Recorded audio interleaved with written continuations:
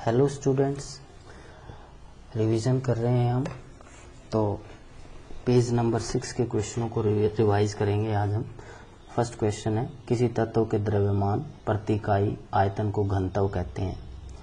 तो ये घनत्व का फॉर्मूला है, घनत्व बराबर द्रव्यमान बटे आयतन। द्रव्यमान क्या होता है? वस्तु को जब हम तोलते हैं तो उसके अंदर पदार्थ की जितनी मात्रा आती है उसको द्रव्यमान कहते हैं। जैसे तोलेंगे तो वो कितने किलोग्राम या ग्राम की रहती है वस्तु, इसको हम कहते हैं ये वस्तु का द्रव्यमान है। आयतन क्या होता है? वस्तु द्वारा घेरा गया स्थान आयतन कहलाता है। इसको लीटर, सेंटीमीटर क्यूब या मिलीलीटर में मापते हैं हम। तो ये घनत्व का फॉर्मूला है। इन वस्तुओं को बढ़ते हुए घनत्व के क्रम में व्यवस्थित करना है।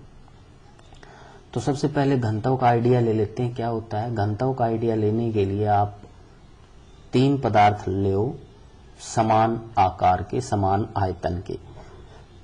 एक लोहा ले लो, एक रुई ले लो और एक उतने ही आकार के बर्तन में जल ले लो। तो तुम देखोगे कि समान आकार की ये तीनों वस्तुएं लेते हैं तो लोहा सबसे भारी होगा और जो रुई है वो सबसे हल्की होगी और जल इन रुई से तो भारी होगा लेकिन लोहे से हल्का होगा। तो इसका मतलब ये है कि लोहे का घनत्व सबसे ज्यादा है, रुई का सबसे कम है और जल का इन दोनों के बीच का है। तो अब शायद घनत्व के बारे में तुम समझ गए होगे, घनत्व किस तरह की चीज होती है।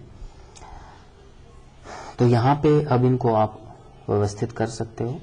तुम देखोगे कि यहाँ पे वायु सबसे हल्की मिलेगी, तो वायु का घनत्व सबसे कम है। इसके बाद चिमनी का धुआं, उसके बाद इनके अंदर रुई का स्थान आना चाहिए, रुई, फिर चौक, ये गलत लिखा हुआ है, रुई आनी चाहिए यहाँ पे, जल की जगह रुई, फिर चौक, फिर जल, फिर शहद और फिर लोहा आना चाहिए। तो इस तरह से हम इनको व्यवस्थित कर सकते हैं।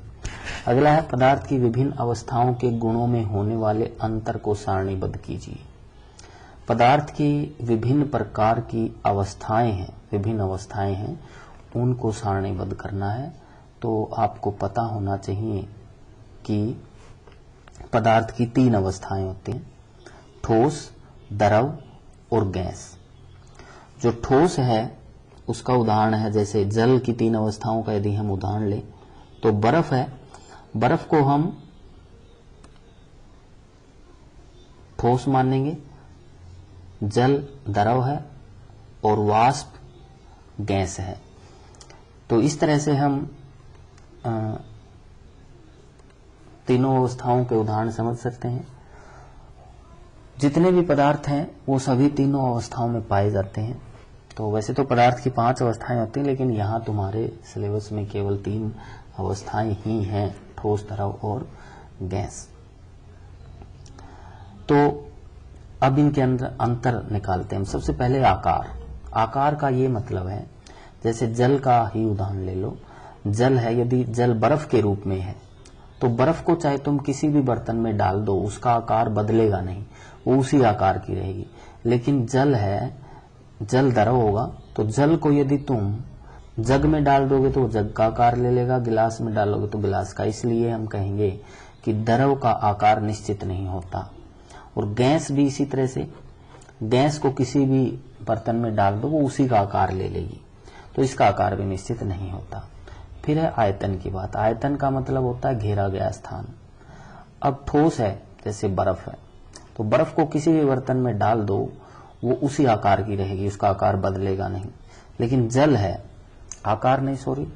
आयतन, और जल है, जल को जिस बर्तन में डालोगे, किसी भी बर्तन में डाल दो, वो भी समान आयतन का रहेगा। चाहे किसी भी बर्तन में डाल के उसका आयतन माप लो, समान आएगा। लेकिन गैस का आयतन निश्चित नहीं होता। जैसे गैस है, गैस को यदि तुमने मान लेते हैं इस तरह के बर्तन में डाल दी तो गैस के अणु सारे बर्तन में फैल जाएंगे, इस बर्तन में फैल जाएंगे। और बड़े बर्तन में डाल दी, मान लेते हैं इससे बड़े बर्तन में डाल दी, इस गैस को इतने बड़े बर्तन में डाल दिया तुमने, तो ये जो गैस के अणु हैं वो इस बर्तन में फैल जाएंगे, हर जगह इस तरह से फैल जाएंगे।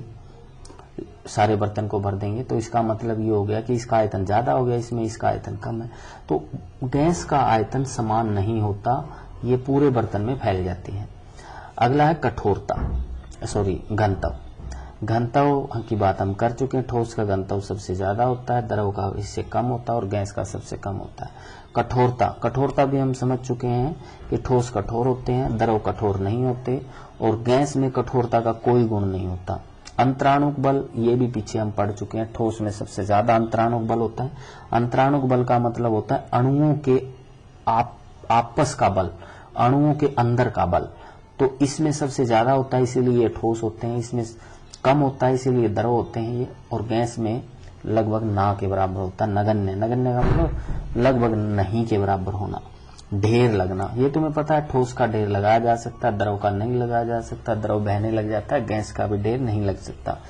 विसरण भी मैं समझा चुका हूं पीछे कि ठोस के अंदर विसरण नहीं होता। ठोस को जैसे कमरे में यदि तुमने मान लेते हैं कहीं पे मिट्टी डाल दी, तो वो मिट्टी ऐसे नहीं कि अपने आप पूरे कमरे में फैल जाएगी हवा में या कहीं भी, वो वहीं पे पड़ी रहेगी। तो इसमें विसरण नहीं होता। द्रव में विसरण होता है लेकिन गैसों से कम होता है, और गैस में सबसे ज्यादा होता है विसरण। संपीड़ता का मतलब ये होता है कि आयतन का बदलना। इसके लिए तुम एक प्रयोग कर सकते हो। एक सिरिंज ले, और जैसे ये सिरिंज है, सिरिंज को यहाँ इस तरह से होती है सिरिंज, यहाँ इसमें एक पिस्टन लगा होता है ऊपर, ये इस तरह से पिस्टन लगा होता है।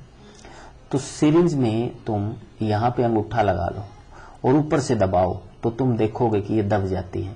इसका मतलब इसके अंदर हवा है अब, और उसको दबाया जा सकता है, इसलिए गैस का संपीड़न किया जा सकता है।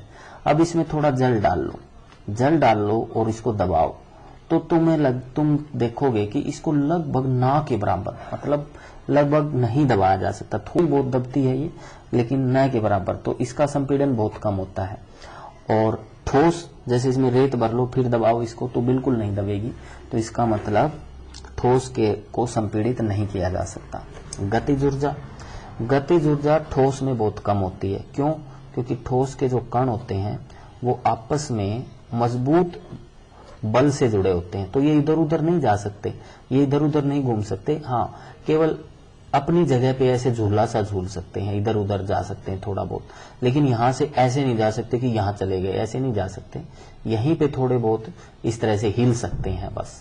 तो इसकी गतिज ऊर्जा बहुत कम होती है ठोसों के अंदर। द्रवों में थोड़ी ज्यादा होती है।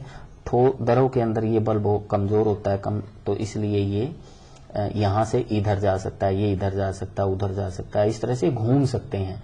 तो इनमें थोड़ी गतिज ऊर्जा ज्यादा होती है, लेकिन गैस के अंदर ये बल न के बराबर होता ही नहीं है। तो इसलिए ये इधर उधर आसानी से जा सकते हैं, तो इसलिए इनकी गतिज ऊर्जा भी अधिक होती है। तो ये था इनके बीच में अंतर। तो ये आपको याद करने हैं, और मुझे लगता है आज ये 2 ही क्वेश्चन कर लेना, बाकी फिर करेंगे। Thank you.